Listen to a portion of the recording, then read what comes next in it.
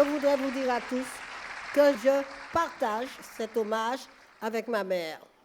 Avec ma mère, et en ce sens, je suis toujours dans la lutte pour les femmes. J'ai écrit à ma mère, femme des premiers temps, hommage aux femmes de ma génération, pionnières souvent méconnues, hommage aux femmes d'aujourd'hui, prises dans la mêlée du quotidien, à nos petites filles, femmes de demain, dans une Martinique plus sereine, où hommes et femmes partageront plus équitablement le ciel.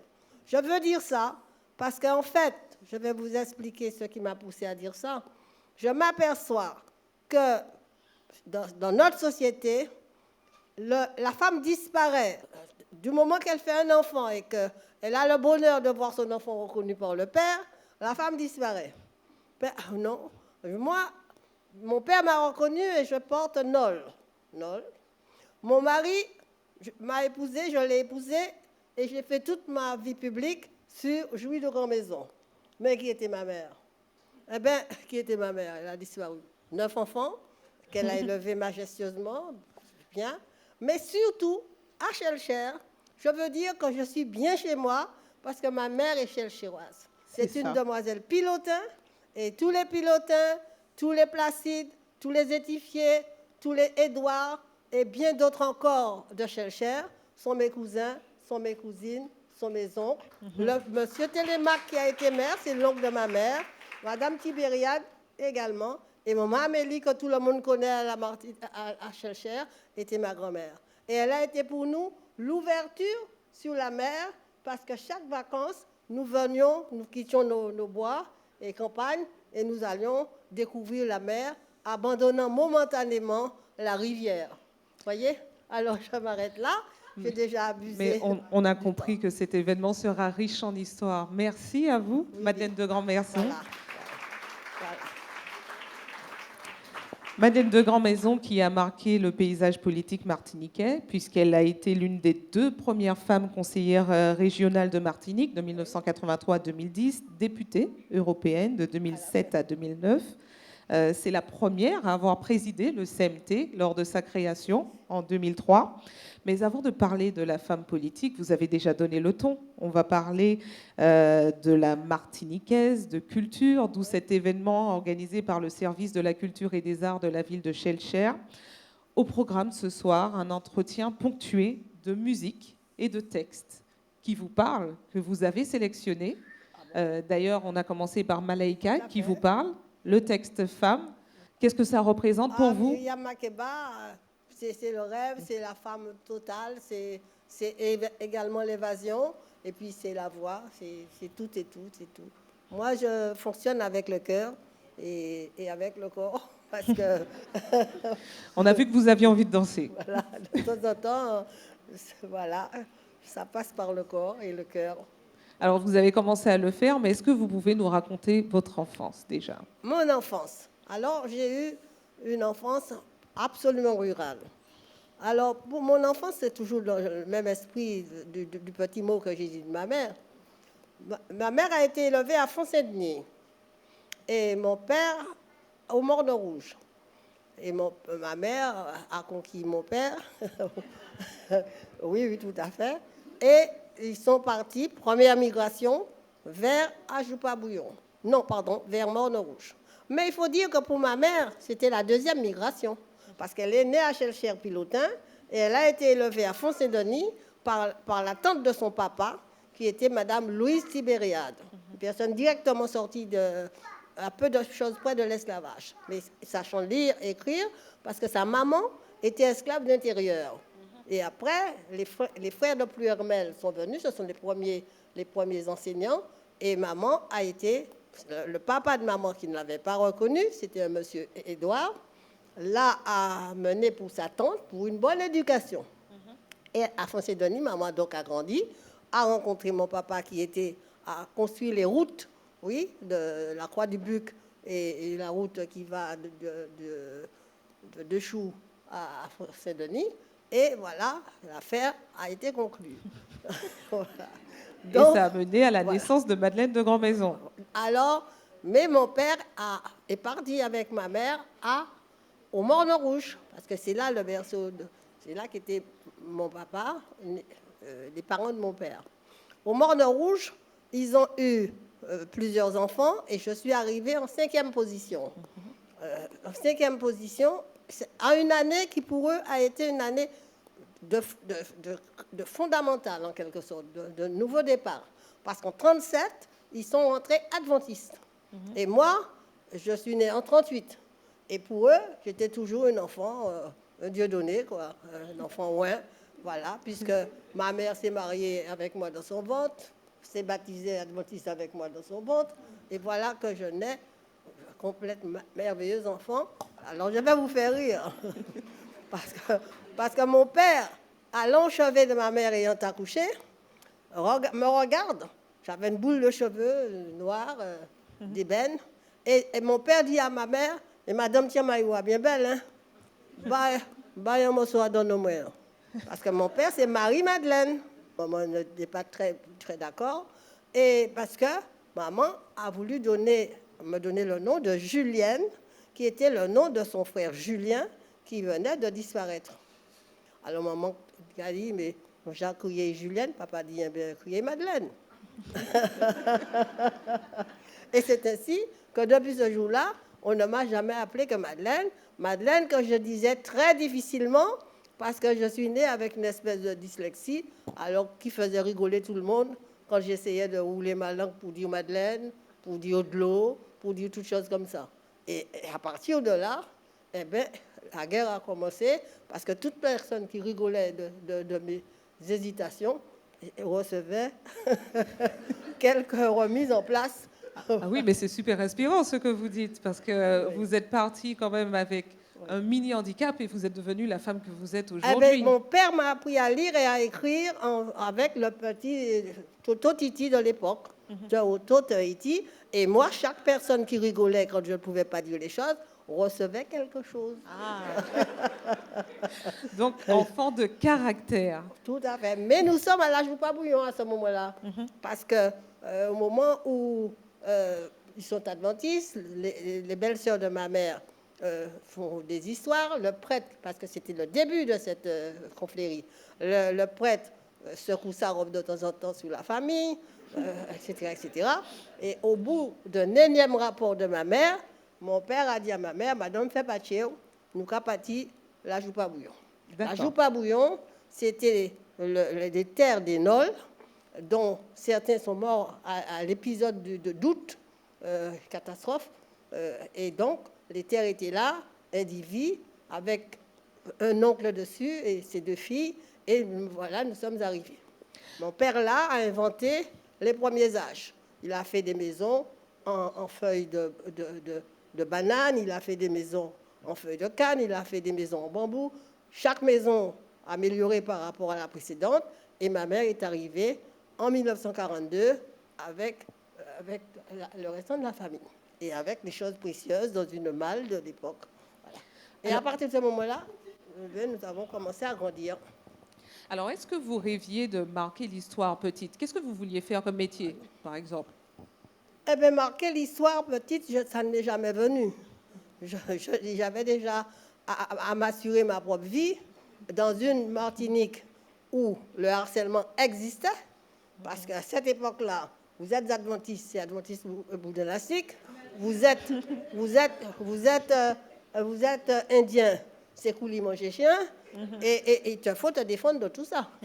Et mon père était magnifique, j'avais des frères et sœurs, un grand frère, et quand nous sommes rentrés en classe, nous faisions de temps en temps l'école buissonnière, il n'y avait pas de cantine, il n'y avait rien de tout ça, donc on nous donnait notre nourriture pour la journée, nous la mangions à 9h ou 9h30 du matin.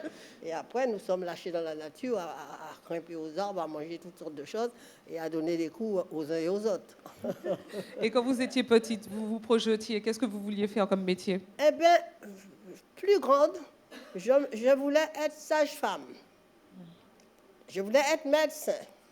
Mais on m'a fait comprendre que ça n'était pas pour moi. Nous n'étions pas de la classe de gens qui deviennent des médecins, on n'a pas d'argent, les études sont chères, pas content de ça. Alors, je me suis rabattue sur sage-femme. Pourquoi? Parce que ma mère qui battait la campagne pour ramasser des marchandises à ajouter à celles que produisait mon père, regardait les enfants avec un œil de médecin, presque, parce que chaque année, à la rentrée des classes, on avait une purge, on avait une vermifuge, etc., etc. Et quand maman regardait les enfants autour d'elle, elle voyait celui-là avec un gros ventre, ceci, cela, et elle portait des conseils. Et puis, en plus, il y avait les bêtes, je sais pas. En tout cas, d'après moi, je voulais être médecin. Pas question de ça. Alors, je me suis rabattue sage-femme. Mais en grandissant, j'ai réussi à entrer à l'école de sage-femme en même temps qu'au premier bac et encore à une autre chose encore. Au brevet élémentaire, mais brevet supérieur qu'on disait à l'époque. Mais toujours, j'ai eu ma mère derrière moi pour me dire, si vous voulez aller plus loin, ma fille, nous allons aller. Si vous voulez aller plus loin, nous allons aller. Et de ce fait, d'être en première, je suis restée pour aller plus loin. Et même quand je passais le bac, si vous voulez aller plus loin, nous allons aller, ma fille. Et je suis partie faire des études après un an d'enseignement. Si vous voulez aller plus loin, vous pouvez aller. Non, Ça vous a entraîné à aller toujours plus loin. Oui, donc c'est une c'est phrase à nous, retenir. c'est pas aller si on veut aller, c'est nous qu'à aller. Nous qu'à aller. Elle est derrière toi. Tu comprends, elle est derrière toi à chaque fois. Allez, avant de poursuivre, on va écouter une chanson qui devrait vous parler. Oui. Une transition en musique et même en images. On écoute. Bon?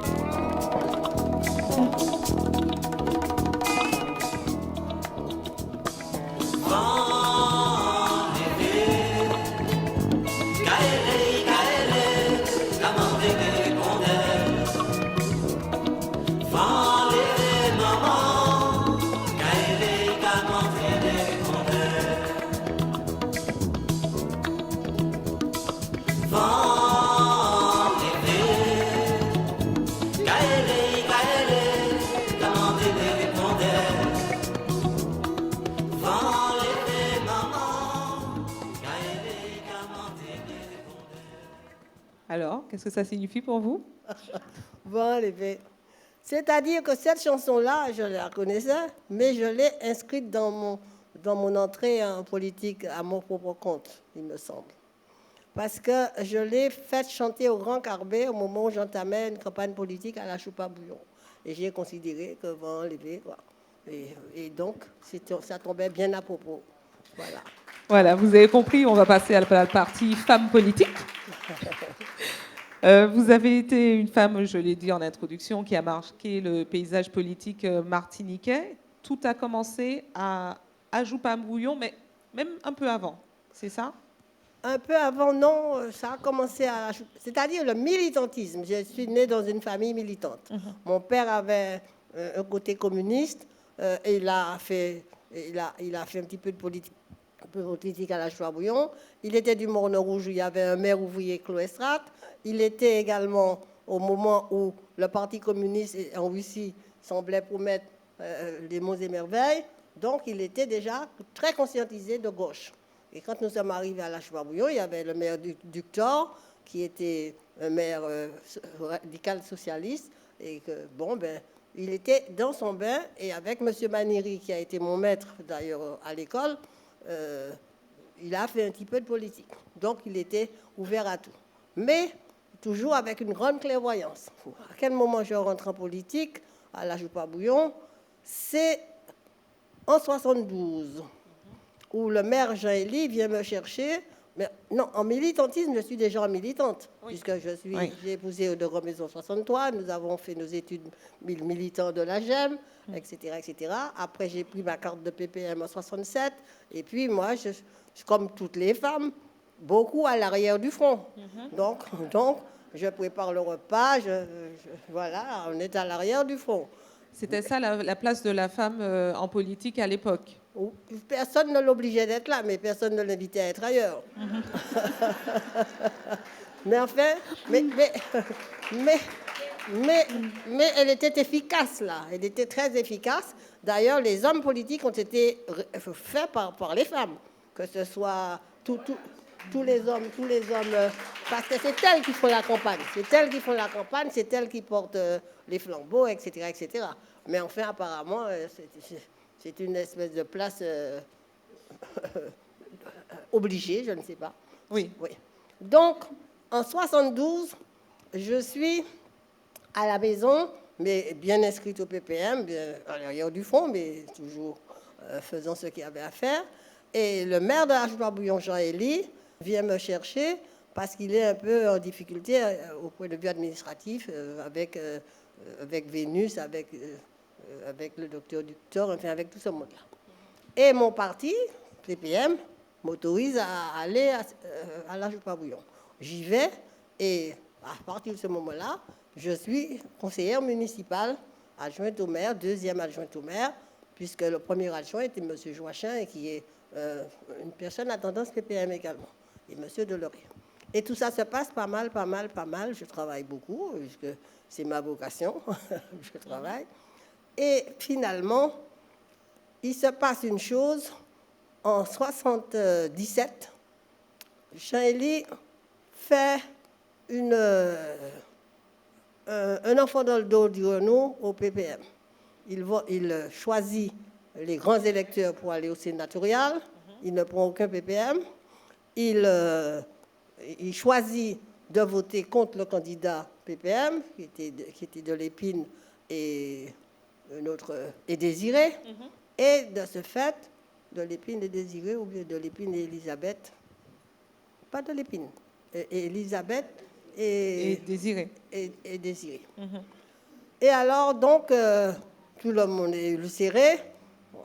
L'adjoint au maire d'Ajoupa-Bouillon, qui n'avait pas été retenu comme grand électeur, démissionne. Et je deviens premier adjoint. Jean-Élie dit qu'il a mal au dos, qu'il a mal à tout le corps, et il part un an en France. Et me voici maire de pleine autorité. Il y a des quantités de dossiers bloqués, parce que le CIFBANO, tout ça, est en guerre avec Jean-Élie. Et dans l'année d'absence de Jean-Élie, tout est nettoyé. Jean-Élie revient, la commune a changé de visage. Et alors, ces gens lui disent que moi, c'est sa place que je veux prendre. Et de ce fait, me voilà persécuté, puisque je veux prendre la place de Jean-Élie. Vous avez trop bien travaillé. J'ai trop travaillé. La place qui était bloquée est débloquée, le chemin qui contournait est fait. Voilà, j'ai trop travaillé. Alors finalement, ayant fait tout ça, Césaire, la décentralisation arrive et il y a la première élection pour le conseil régional. Et Césaire me prend sur sa liste, je fais la campagne pour Césaire. Césaire devient président du conseil régional. Je suis moi-même, il m'installe comme présidente de la commission culture et autres affaires. Et cette année 83, je dis que je ne fonctionne plus avec Jean-Élie parce qu'il y a des quantités de complications de tout genre. Donc, je suis à mon compte et je décide d'aller aux élections municipales. Je fais 103 voix, je suis largement battue, mais je dis qu'à cela ne tienne, là, le Nord sera mon terrain de travaux pratiques. Et alors, je crée un mouvement pour le développement d'Ajoupa, je crée un outil qui est le syndicat d'initiative, je crée, et puis je me donne un programme avec mon petit groupe, et nous partons, nous faisons tout ce qu'il y a à faire pour préparer d'autres choses. Et c'est de là, à partir de ça, avec mon syndicat d'initiative, avec mes jeunes gens, nous créons les ombrages, nous créons Convergence, nous créons tout ce que nous avons créé pendant 15-20 ans. Voilà. En tout cas, merci de partager comme ça aussi simplement votre parcours. Je suppose que toute la salle est ravie. Quelle a été votre plus belle victoire ou bataille, selon ce que vous préférez, politique? Moi, ce n'est pas les batailles que j'ai gagnées qui m'ont ravi, c'est ma réaction à certains comportements. C'est ça qui m'a ravi. Parce que quand, en 87, c'est un été de rêve pour moi. En 87, je suis invitée en Amérique comme voyageur international pendant 1 mois. J'ai un guide, je suis reçue dans les maisons, je dis au guide, emmenez-moi par-ci, emmenez-moi par-là, et je vais. J'ai $100 de per diem, je ne paie rien, je suis reçue partout, je découvre l'Amérique et je découvre les jardins botaniques, toutes sortes de choses. Je suis très contente. On m'a pris à Miami, on m'a remis à Miami et je rentre à la Martinique. Cette année-là, je suis invitée à Moscou, Congrès mondial des femmes pour la paix, avec madame, c'est madame Solange Fils-Duval qui me sollicite. Je vais avec madame Mauvois et avec Frédéric Fanon. Voilà. Je reviens, certainement il y a un troisième morceau. Pour moi, c'est un été de rêve. Et j'arrive ici, après tout ça, et je trouve dans le journal Antillard que Jean-Élie dit « Je ne veux pas rester sous la touche ». Et il annonce qu'il est au PPM depuis 2-3 ans, plusieurs années, mais en camouflé. D'autant qu'en 83, tout le GRS est rentré au PPM. Alors, moi, je suis un peu sidérée, et je dis à Darcière, pour ne pas le nommer, paix à son âme, je lui dis, mais attention, peut-être que Jean-Élie est en perte de vitesse, là, je ne sais pas bouillon. Peut-être, hein, il faut regarder ça de près. Eh bien, qu'est-ce que le monsieur me dit et me fait? Tu n'es pas content? Bats-toi. J'ai trouvé ça extrêmement méprisant, extrêmement regrettable, extrêmement cavalier. Et alors, je lui ai dit sous le champ, s'il y a une personne à la Joupa Bouillon devant voter pour moi, et que ce soit moi-même qui vote pour moi, je vais aux élections. Ah oui. Et voilà l'entrée spectaculaire que j'ai faite à mon compte. Et je suis allée aux élections. Et en même temps, la fille Hardy Dessous, qui est à la MEP, et portait une liste de droite, et à nous deux, nous avons mis Jean-Élie en ballottage. Alors, mais comme j'étais pas, comme j'ai été supportée par le PPM, et comme je n'étais pas là pour faire du tort au PPM, je me suis retirée. Je n'ai pas dit de voter, mais je me suis retirée. Jean-Élie est passé de justesse, et Jean-Élie est passé. Mais en 89, il y avait de nouvelles élections. Tout le monde s'attendait à ce que j'aille aux élections. Césaire m'a appelé, Césaire m'a toujours soutenu. Hein. Toujours. Parce qu'à un moment donné, il a envoyé des gens à la Joupa pour dire, eh bien, comme ils sont tous les deux PPM, l'un sera au conseil général, l'autre à la mairie, etc. Jean-Élie n'a rien voulu entendre. Césaire, bon, alors Césaire m'a dit, mais Madeleine, vous allez aux élections, mais si vous échouez, comme si ça allait me... Je dis, ah non, monsieur le maire, vous êtes la seule personne à aller aux élections sachant que vous allez gagner. Moi, je vais aux élections, j'ai toujours derrière ma tête un peu de ressources pour au cas. Alors, il a parlé avec moi. Et finalement, je lui ai dit, monsieur le maire, ne vous inquiétez pas. Vous avez la stature d'un homme d'État. Je vais régler la question de la Joupa Bouillon.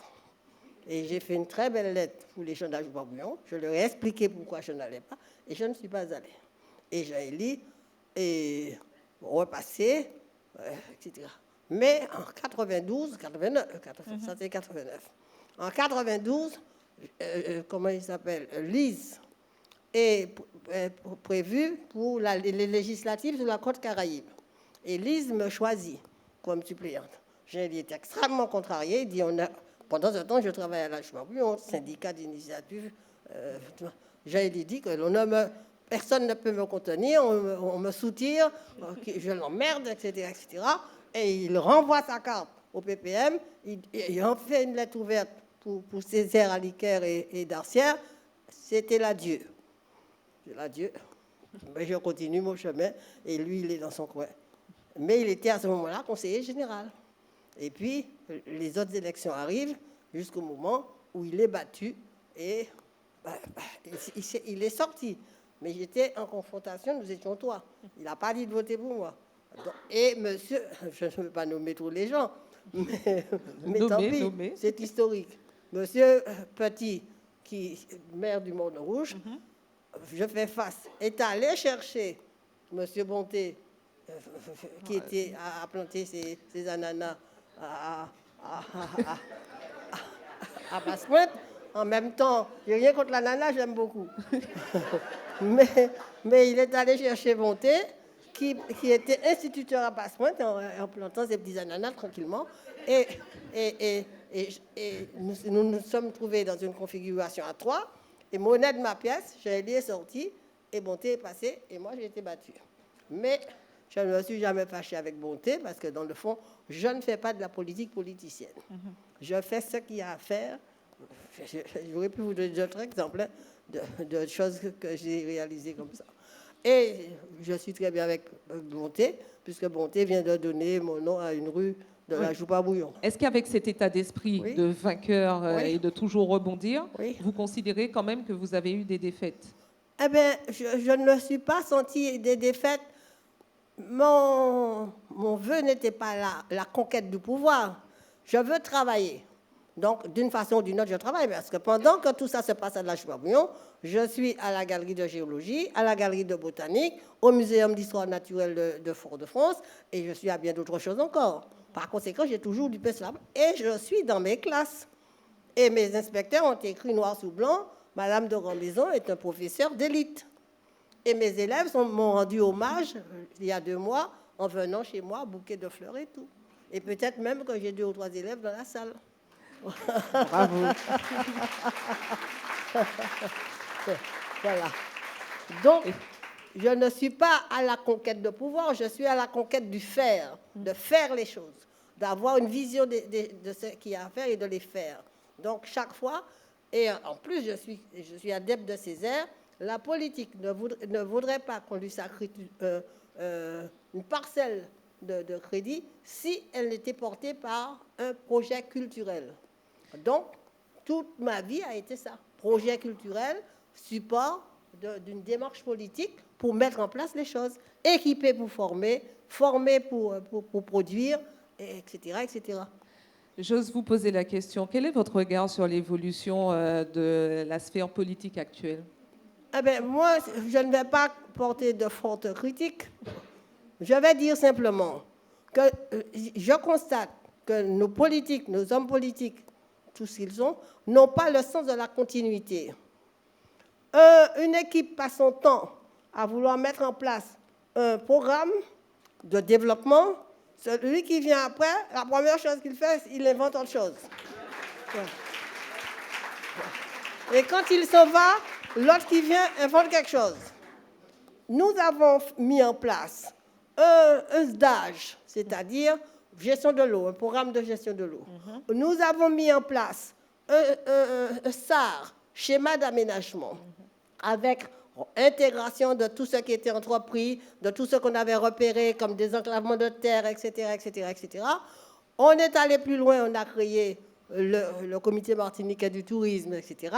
Et chaque personne qui arrive repart à zéro, ne fait pas un bilan pour voir ce qui a été fait, ce qui reste à faire, l'adéquation de ce qui est prévu avec la réalité du terrain. Voilà. Eh bien, voilà. Je ne suis pas la robe sans couture, loin de là. Mais même dans les missions qu'on m'a accordées, chaque fois, j'ai fait un bilan que j'ai fait éditer à mes frais. Et quand on a voulu me dire de ne prendre aucune responsabilité, j'ai dit non, je ferai ce que je sais faire pour mon pays. Je vais aux élections 2004, je reviens avec 43 000 voix, je reviens avec 9 élus. Mon secrétaire général me dit que c'est un fiasco. Lui, il n'a jamais fait autant de voix, il n'a jamais fait autant d'élus. Et il me dit que c'est un fiasco, un fiasco. Mais ce n'est pas tout. Il me recommande de ne prendre aucune responsabilité. Alors, je suis à ce moment-là en international, parce que je suis présidente du RIOB, Réseau international des organismes de bassin. Je gère l'eau dans le monde, j'ai battu le monde. Et puis, beaucoup d'autres choses encore. Présidente du CMT, etc., etc. Je réponds, je ferai ce que je sais faire pour mon pays. Chez moi la paix.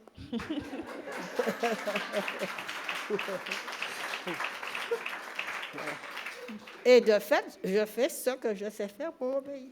En tout cas, merci de cette simplicité. On va poursuivre avec un texte. Vos enfants ne sont pas vos enfants, Ça, avec Françoise Do, qui va nous rejoindre. Ça aussi, ça vous parle, j'en suis sûre. Vos enfants ne sont pas vos enfants. Ils sont les fils et les filles du désir de la vie pour elles-mêmes. Ils passent par vous, mais ne viennent pas de vous. Et bien qu'ils soient avec vous, ils ne vous appartiennent pas. Vous pouvez leur donner votre amour, mais non point vos pensées, car ils ont leurs propres pensées. Vous pouvez loger leur corps, mais pas leurs âmes, car leurs âmes habitent la maison de demain, que vous ne pouvez visiter, pas même en rêve. Vous pouvez vous efforcer d'être semblable à eux, mais ne cherchez pas à les rendre semblables à vous, car la vie ne revient pas en arrière et ne s'attarde pas avec le passé. Vous êtes les arcs à partir desquels vos enfants, tels des flèches vivantes, sont lancés. L'archer vise la cible sur la trajectoire de l'infini et il vous courbe de toutes ses forces afin que les flèches soient rapides et leur portée lointaine. Puisse votre courbe dans la main de l'archer être pour l'allégresse, car de même qu'il chérit la flèche en son envol, il aime l'arc aussi en sa stabilité.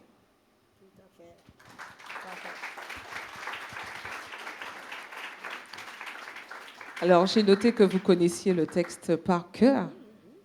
Alors, Oui, qu'est-ce qu'il a représenté pour la femme que vous avez été et que vous êtes encore? Avoir des enfants pour moi a été un réel bonheur. Je suis contente d'avoir des enfants. Mais j'ai très vite, compte tenu également de mon éducation chez ma mère et par ma mère et mon père, je sais exactement ce que dit le texte. Je dois les aider, les guider, mais ce sont des individus à part entière. Et ce texte a été pour moi un guide dans l'éducation de mes enfants. Je vous dis que ça rejoint mon père et ma mère. J'avais 14 ans. J'étais en classe à Saint-Pierre, en cours complémentaire, chez moi. Parce que ma pension était trop chère, donc j'étais chez moi. Les professeurs disent à mes parents, il faut envoyer cet enfant en classe le samedi parce qu'elle va faire son chemin, elle promet, mais cette affaire de samedi l'handicape. Mon père adventiste, profondément. Ma mère, tout aussi profondément adventiste. Ma sœur est là et me disent, tu as 14 ans, tu es né adventiste, tu connais le bien, tu connais le mal. Si tu veux aller à l'école, tu vas à l'école. Si tu veux aller au temple, tu vas au temple. Je dis, je vais au temple. Oh, je vais à l'école. Non, je dis, lapsus. Je dis, je vais à l'école. Ils ne sont jamais revenus sur ça et je suis allée à l'école. Et les 9 enfants de mes parents, éduqués dans la religion adventiste, chacun a choisi sa religion au moment où ça lui a convenu. Et mes 2 parents sont morts dans leur religion. La paix du ciel est parfaitement tolérante. Tu vois? Et alors mes enfants, je sais très bien dès le départ que mon bonheur, c'est d'avoir des enfants. Ma fierté, c'est de les élever correctement, mais qu'ils doivent choisir le chemin, qu'ils doivent choisir. Je dois les aider. Le micro. Mais je dois les aider. Mais je ne dois pas leur enfoncer dans la tête tel choix. Ma fille qui est là peut témoigner. Peut confirmer. Ou infirmer. Vous confirmez?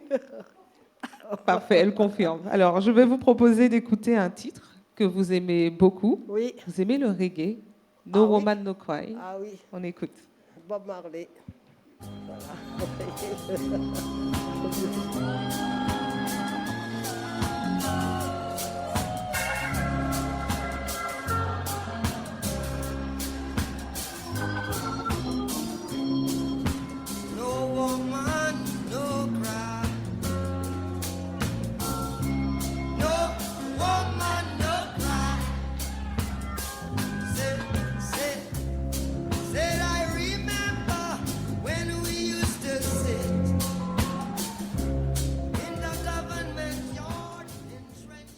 Femme ne pleure pas en français. Alors, quand on écoute votre parcours de femme forte depuis votre enfance, est-ce que vous avez pleuré? Est-ce qu'il y a des choses qui vous ont fait pleurer dans votre vie? Je n'ai pas toujours pleuré, mais j'ai connu la solitude quand même. J'ai connu la solitude devant mes responsabilités, devant le déroulement de la vie. Vous savez, dans un ménage, dans un couple, tout n'est pas au beau fixe. Par conséquent, il y a des hauts et des bas, et il y a des options. Et en plus, nous avions tous les deux, mon mari et moi, nous étions tous les deux engagés. Donc, en plus, avec des goûts pas tellement contradictoires, mais lui, la mer était son domaine. Moi, la campagne, les arbres étaient le mien. Mais avec la nuance que je pouvais également bénéficier d'aller avec plaisir dans la mer. Mais aller dans la mer, pour moi, c'est pas m'asseoir sur un bateau et causer, boire un petit peu de rhum toute la journée. Non, non, non. C'est arriver à la mer, c'est me jeter à l'eau, c'est enfoncer, chercher ce qu'il y a au fond de la mer, etc. Et en plus, souvent sortir à la mer, c'était un petit peu le dimanche. Le lendemain, j'ai mes cours. Donc, tout ça, ça fait que mon option à jouer pas bouillon a toujours été très forte. Donc, et en plus, les enfants avaient petits, plus grands, ils sont allés avec leur père, c'était un bonheur pour eux. Mais petits, ils découvraient la campagne, ils découvraient grand-père et grand-mère, et ils étaient heureux. Mais moi, même que les enfants soient heureux là, des fois, j'ai un peu de solitude dans le cœur. Mais je me suis pas mise à pleurer. Non, non, non, non. J'ai trouvé de la force dans des poèmes, dans des textes, des paroles de réconfort que j'ai répétées plusieurs fois, et etc., etc. Et puis auprès de ma mère et de mon père qui sans, et là, sans rien dire, ils pouvaient supposer que j'avais quelques chagrins. Ils ne se mêlent pas de ça, mais ils te portent du soutien. Mais pas vraiment de ça arrive, mais ils te portent du soutien. Mais ils savent, ils te portent du soutien très, très, très bien. Non, non. Mais ça a fait. Et ça étonne un tas de gens. J'ai des quantités de petits carnets où j'ai marqué mes états d'âme, où j'ai marqué mes réflexions, où j'ai marqué mes états d'âme, où j'ai en plus marqué des choses pour me soutenir, comme non, je veux dire comme ces petits versets que l'on dit des fois pour te fortifier. D'accord. Et ça vous encourageait? Plus que ça, oui. Le lendemain, j'avais tout oublié. Je repartais à la conquête du monde. Je regardais mes arbres, mon coupe-baril, j'entendais mes oiseaux, je mangeais des choses que j'aimais, et puis on allait. Et puis mes élèves m'aimaient bien, et puis je partais sur le terrain avec eux. J'ai eu des compagnons d'études, pas d'études, mais d'enseignement extrêmement intéressants.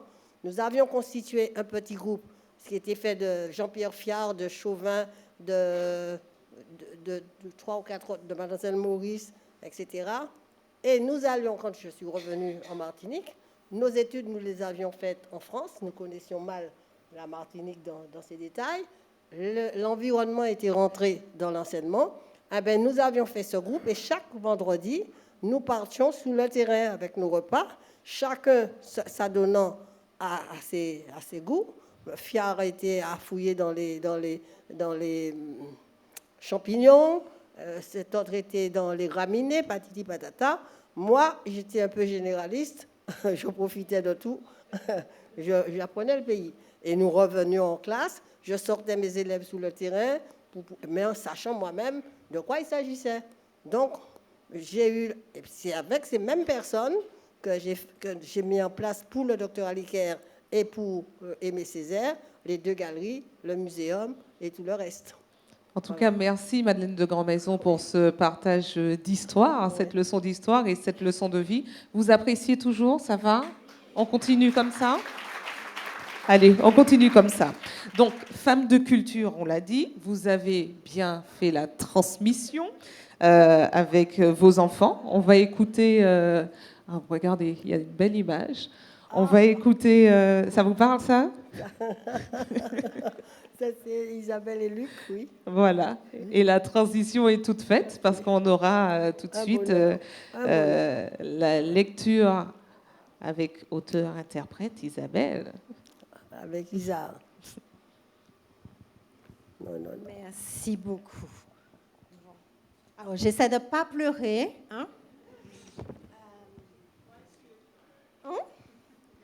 J'essaie. Tu as des mouchoirs? Ok. Bon, tout va bien. Bon, alors, moi, j'ai un tout petit texte à vous lire que je dédie à ma maman. Avant ça, j'ai trois merci à lui faire. 3 merci que peut-être je ne lui ai jamais fait. Et je profite de votre présence pour lui faire ces 3 merci et le texte sera dans le 3e. Elle m'a transmis, je crois qu'elle nous a transmis à Luc et à moi, mais je vais parler en mon nom, elle m'a transmis la passion, le feu intérieur, celui qui vous consume et qui vous illumine en même temps quand vous faites ce que vous aimez. Et c'est cette passion qui aujourd'hui fait que j'exerce un métier qui fait que je n'ai pas l'impression de travailler en fait, mais parce que je l'ai vu faire ça toute sa vie. Je l'ai vu travailler sans travailler tellement la passion l'a porté. Et je la remercie pour ça, je la remercie pour cette transmission. Elle m'a transmis aussi l'amour des gens. Cette capacité à commencer par créditer les gens, chacun, de bonnes intentions et des plus larges capacités. Cet amour qui donne envie de connaître les gens plus et qui donne envie de les aider souvent. Et elle a aidé plein de gens juste parce que son cœur est grand. Et cet amour, c'est celui qui vous permet, qui lui permet, qui me permet aujourd'hui d'aller partout, d'être à l'aise partout, avec tout le monde. Et de pouvoir inviter à votre table à la fois le mendiant et les princes avec la même simplicité. Et pour ça, je te remercie. Cet amour est, pour moi, dans ma vie au quotidien, une large part de mon bonheur. Et le 3e merci que je veux lui dire, et c'est là qu'il y a le petit texte, auteur, compositeur, machin, blablabla. Ce texte, à la base, il est destiné à ma fille. C'est un texte que j'ai écrit il y a longtemps pour ma fille, mais je le dédie aussi à ma maman. Et comme je l'ai entendu parler de ma grand-mère, à ma grand-mère également, parce que manifestement, ça descend de génération en génération. Parce que ce texte traduit, à mon sens, l'idée que je me suis faite de la maternité dans la relation que j'ai eue avec ma maman.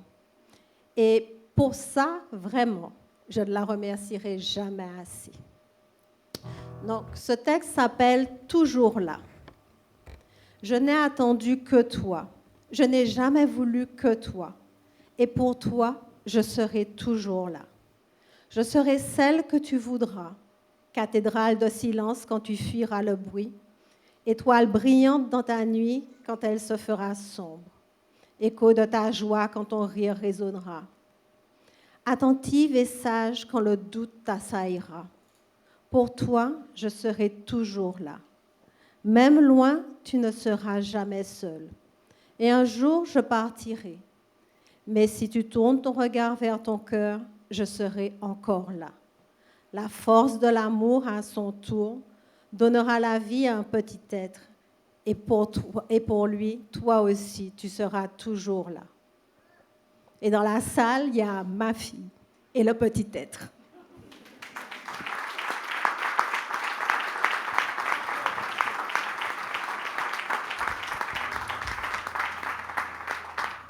Et comme bonheur ne vient jamais seul, et que la force de l'amour de ma maman, justement, a fait qu'elle a plein d'enfants, en plus des enfants qu'elle a fait, elle a plein d'enfants, voici son dernier petit qui arrive.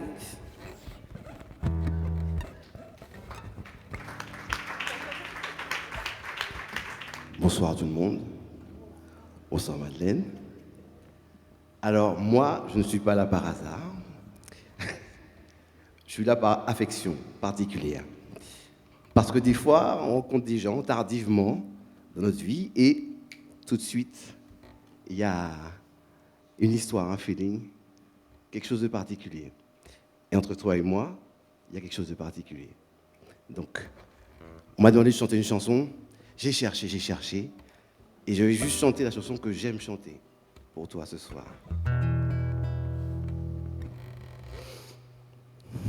Il faut respirer.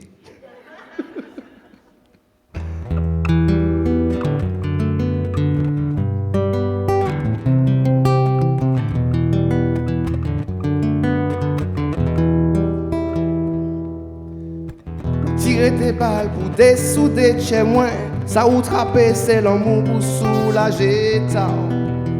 À la folie, nous en vertige. En gis les garder, on trace de jour de là. On oui mettre pour jour de peine. Ou savent que ou là, Jersey en constellation. L'amour se joue ici, caché au cœur de nos envies. Et il se joue aussi des faux départs de nos errances. Love will find a way. Parce que l'amour fait pour grandir. Still under construction. En j'avoue, yeah, lumière dans l'univers pour un sapin love. L'amour c'est un chimère patience. J'abends moi l'amour en toute humanité. En les bas love toujours de qualité. Au bout du monde, pas qu'à sans. Moi parler, toi, c'est pas ça mentir. Ou ça, moi les dire. Par Dieu, moi capilé. Dieu, moi j'accapilé. L'amour se joue aussi dans les motus de nos silences. Et il se joue encore des faux départs de nos errances. Love will find a way. Parce que l'amour fait pour grandir. Still under construction. J'avoue, yeah, lumière dans l'univers pour un sabbat love. L'amour c'est un chimère patience. Oui, ça j'apprends, trouble arrêté, vent j'ai soufflé, pépé bois fleuri. Oui, l'amour nous fait faire comme ça. Tout ça n'écoulait ou ça qu'on lumière si Vegas, des pieds nous en l'eau. Le soleil qui a éclairé chez nous. Love will find a way. Parce que l'amour fait pour grandir. Still under construction. J'avoue, yeah, lumière dans l'univers pour un sabbat love. L'amour c'est un chimère patience. Voilà. Merci. Est-ce que vous avez une explication, la venue de Victor O, votre fille? Quelle est votre réaction? J'aime beaucoup Victor O. J'ai ses disques et ses chansons que j'écoute à l'occasion. Et en tout cas, je constate tout simplement que vous m'avez fait une fête extraordinaire, royale. Mais enfin, je suis extrêmement émue. Le ciel me garde de pleurer puisque mes larmes ne coulent pas. Mais, ça me va droit au cœur à tous tant que vous êtes. Merci de vous être déplacés. Vraiment merci. Vraiment. Et je suis contente de cet échange parce qu'en fait, je vous ai caché une seule petite chose. Ma mère était tellement précautionneuse que rien n'arrive à ses filles qu'elle a fait de moi une introvertie. Alors, je ne peux pas toujours, je suis un geste, je suis un acte, je ne peux pas toujours dire à quelqu'un je vous aime, voilà, patati patata. Donc, j'agis, je donne, je reçois aussi, mais j'écris beaucoup. Et à ce sens, je pense qu'Isabelle n'a pas tenu le, parce que ce qu'elle ne vous a pas dit, c'est qu'elle écrit de très, très jolies choses. On a vu ça. En tout domaine. Mais là, c'est notre manière de sortir de nous, de cette manière de sortir de moi, ce que je ne peux pas dire spontanément. Alors, j'agis, j'aime les gens, je le leur montre, mais j'écris également ce qui me reste au fond de mon cœur. J'ai des quantités de petites tristesses comme joie. J'ai des quantités de petits carnets. Celui qui trouvera mes carnets, je ne sais pas, va découvrir mon essence. Voilà, essence fondamentale. Et on remercie le service de la culture et des arts de la ville de Schœlcher qui a organisé cette belle manifestation, effectivement. Oui, un beau rendez-vous. Beaucoup. Je le remercie beaucoup. Je le remercie. Vraiment, Christelle a fait du beau travail, son équipe a bien fonctionné, il me semble, et je suis très contente, je crois que très touchée.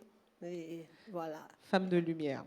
Alors, on a compris avec le texte d'Isabelle qu'on va parler famille, de la mère de famille que vous avez été.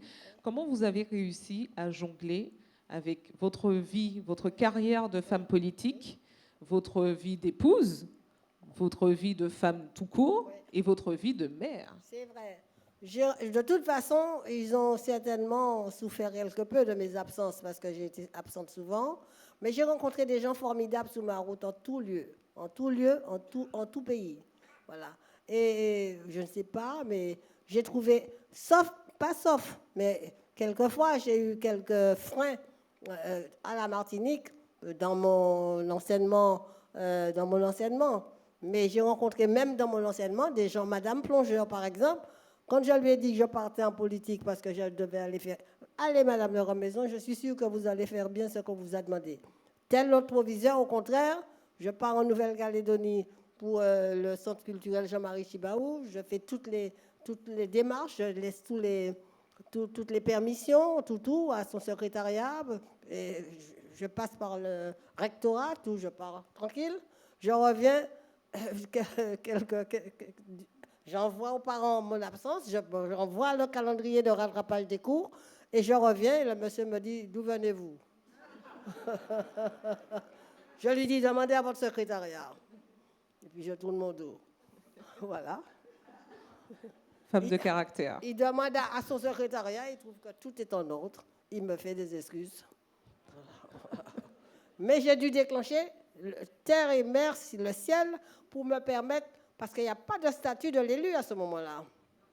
Et quand tu manques l'école, on prélève sur ton salaire. Et on n'accepte pas pour autant que tu manques.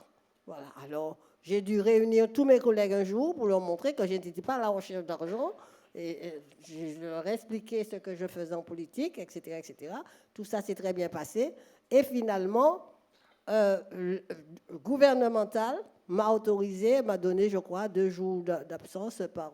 Enfin, je pouvais m'absenter, rattraper mes cours, voilà, et ainsi de suite. Et comme ça, j'ai pu travailler assez bien.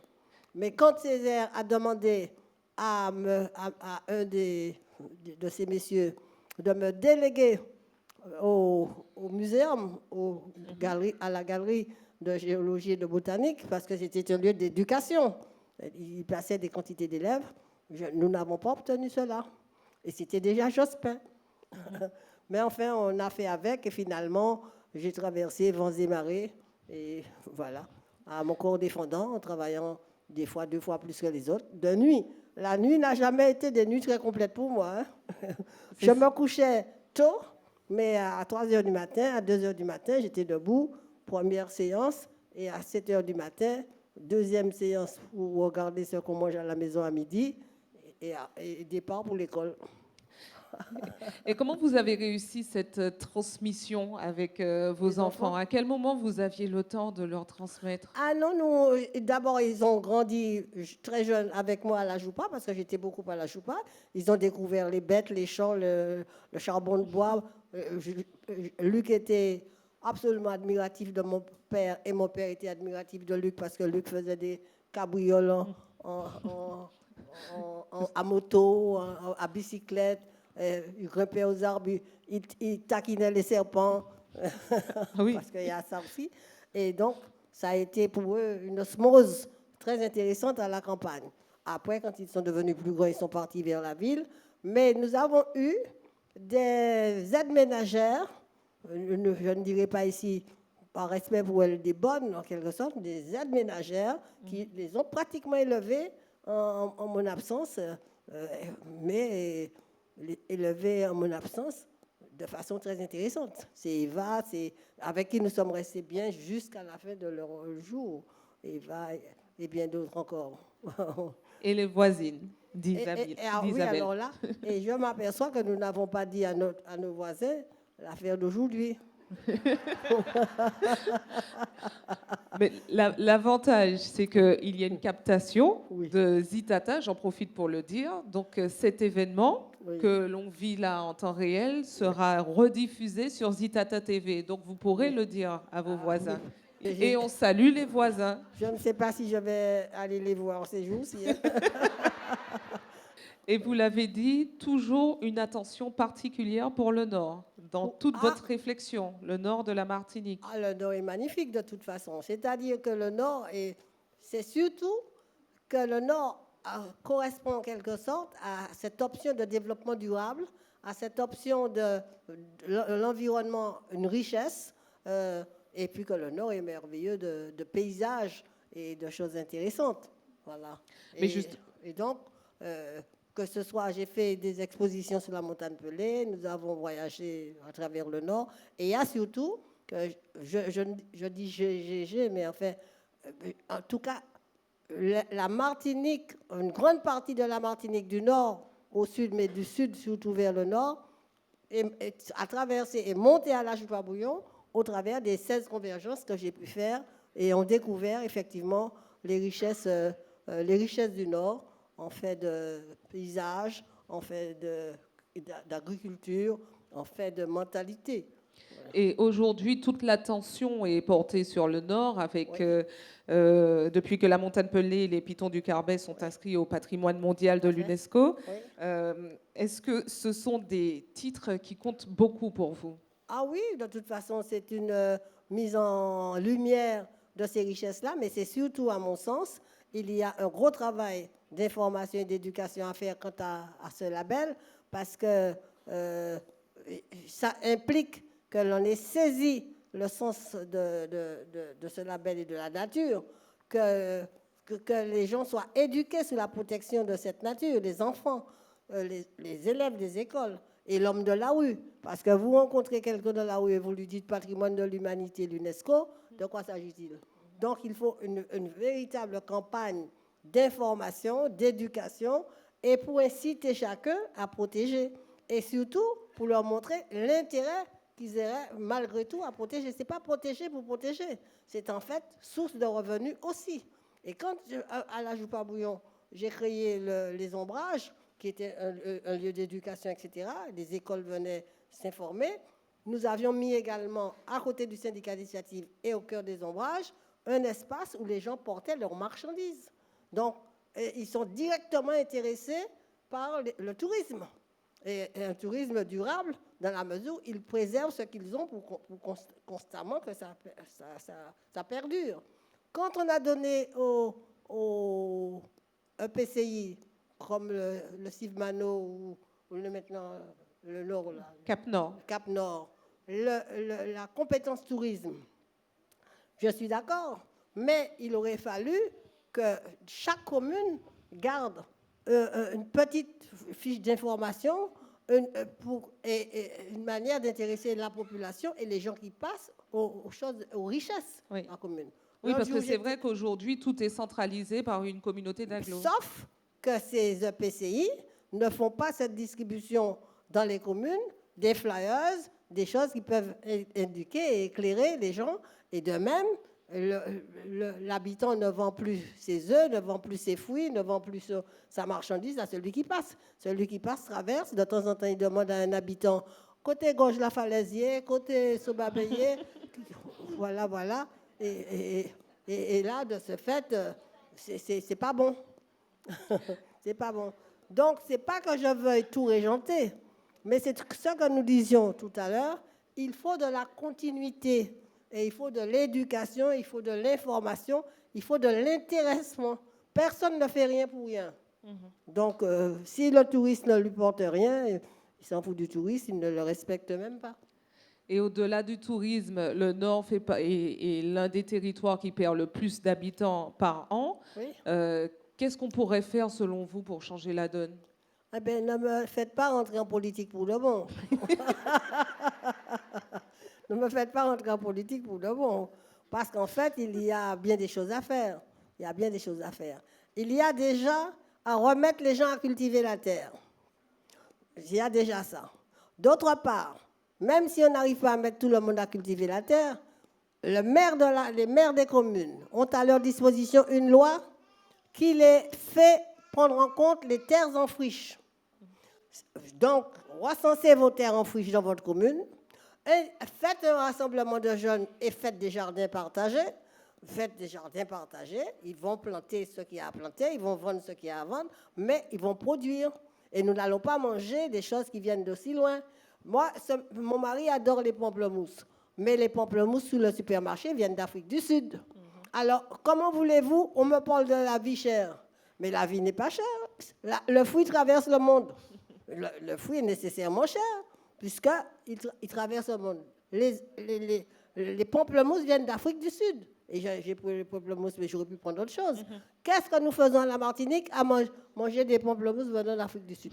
On me parle du chlordécone. J'étais parmi les premières personnes à dénoncer les chlordécones et l'épandage aérien. Ça ne m'a pas valu toujours beaucoup de respect. Bon, mais néanmoins, le chlordécone n'a pas qu'à monter pied coco. Il n'a pas qu'à monter pieds orange. Il n'a pas qu'à monter en l'eau pied bagaille.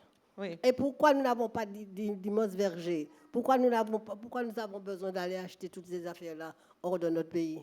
C'est insupportable.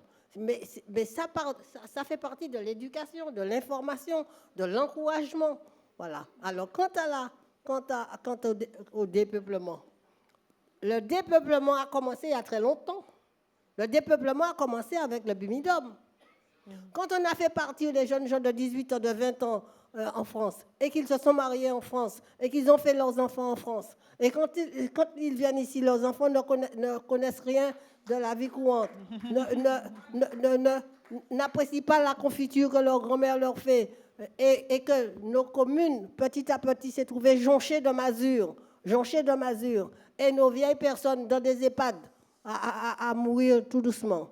C'est ça le dépeuplement que nous payons aujourd'hui. Le dépeuplement que nous payons aujourd'hui, c'est de là que ça part. Parce que dès ce moment-là, on n'a pas mis en place un plan de développement. On n'a pas mis un plan de développement et on ne l'a pas fait en continuité. Voilà, nous sommes à ce point-là. Vous l'aurez compris, hein, j'ai titillé la femme politique pour conclure cette interview. Et il y a encore beaucoup de réflexions. Et elle m'a fait tomber dans le piège. Non, mais en tout cas, on voit qu'il y a encore beaucoup de réflexions. Vous voyez, vous disiez au début, vous m'avez sorti de l'ombre, mais pas du tout. Mais je vis au jour le jour l'état de notre pays. Donc j'entends les nouvelles, j'entends ceci, j'entends cela, mais ça me renvoie des fois à des années en arrière. Parce qu'en fait, il y a une discontinuité dans notre développement. Et ce qui m'attriste le plus, c'est que les jeunes gens qui sont partis là et qui ont fait leur vie là-bas sont maintenant des parfaits aliénés. Ce n'est pas nous qui sommes les aliénés, c'est eux. Ce sont des négropolitains. Tout ce qui se passe à la Martinique est mauvais. C'est pas bon.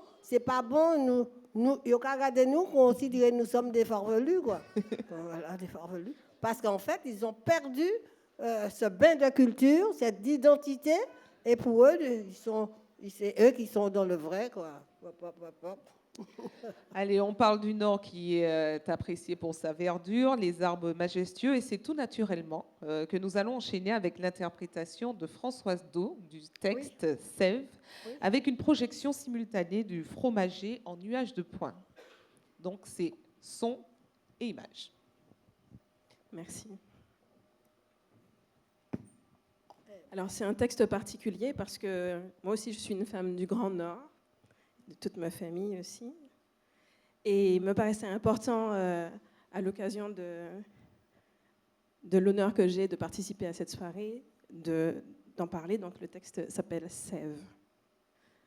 Je viens de là où les vagues ne savent que bousculer les corps jusqu'à l'engourdissement. Ma peau en a le souvenir. Carrosse. Le vent l'a toujours desséché et y a posé le goût du sel. Mes pieds avancent fermement, partout, et ne sentent plus la douleur du frottement des orties. J'habite ma terre. Longtemps, je me suis tue, vivante, déposée. Là, je vivais, traversait tout en étant silencieuse, car le silence ne trahit pas la vérité. Aucune justification n'est nécessaire à l'observation des 4 sens. Je n'avais pas besoin de mots, je n'avais pas besoin de langue. Je pensais, taisez-vous donc et saisissez le sens du vent, la couleur de l'embrun, le goût de l'eau. La parole est un sucre empoisonné où chacun retrouve l'orgueil de sa vérité. Taisez-vous pour entendre la caresse du nuage qui passe devant le soleil. Silencieuse, je vivais déposée là, devenue chair de ma terre, persuadée que l'osmose suffisait à l'existence, persuadée que mes non-douleurs étaient la preuve de nos appartenances, jusqu'à ce que tout disparaisse. Cela a commencé avec des mots. Je ne pensais pas en avoir besoin. Ces mots-là que je ne pensais pas en avoir besoin sont entrés dans les ventres par tous leurs trous incisifs. Ils ont fait obligation, contempteurs.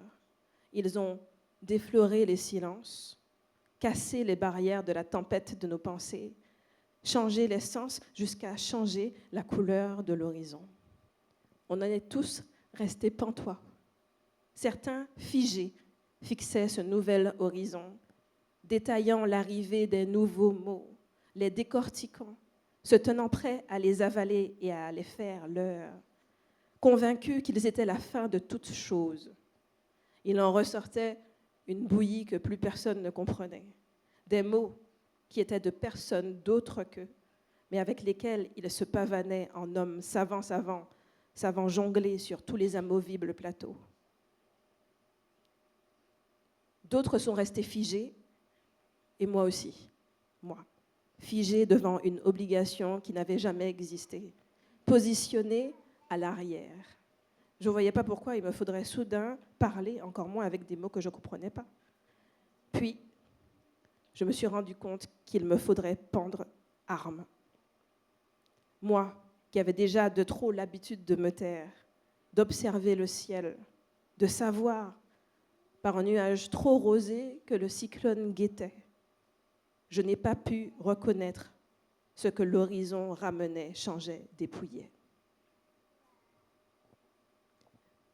Je me suis alors allongée pour être absorbée, refaire lien avec ma terre.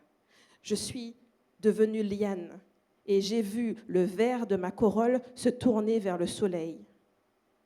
Le cou tendu, non plus vers l'horizon, je suis devenue verte, vert sombre, et j'ai pourri. Poussière, je suis revenue verte. J'ai retraversé la racine pour repousser verte. J'ai compris que jamais je ne mourrai. Je suis éternelle. Je vis verte. Je revis verte. Je suis liane, poussière, verte. Je retraverse. Craquellement de mon crâne. Je retraverse. Je vomis mes couleurs. Je traverse. Toute verte. Bruyant hommage au corps des corps qui m'ont portée dans leur ventre, sortis de leurs entrailles. Je traverse. Friselis, liane, poussière, immortelle. Je veux me courber, et c'est mon droit. Me tendre, couvrir ma tête, tout mon visage, du sable noir venu des flancs bosselés de la montagne pelée, avant d'être engourdi. Je veux parler, je veux revenir, m'arracher des cercueils et des tombes, vois-tu. Je suis vivante. Je ne meurs pas, immortelle, entends-tu? Ravageable, immortelle, entends-moi. Je suis verte. Je ne mourrai pas parce que, posée sur le sol, je deviens poussière et reviens.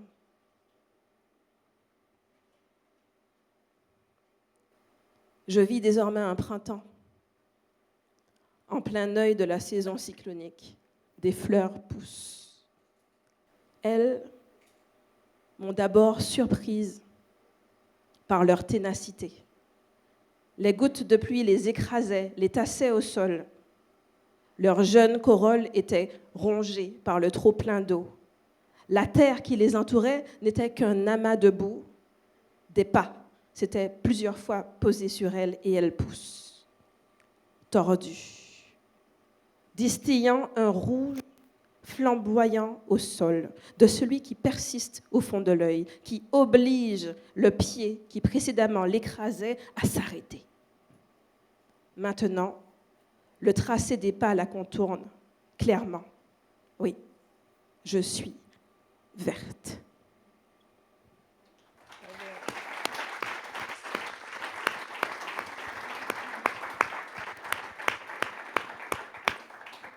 Une réaction, Madeleine de Grandmaison?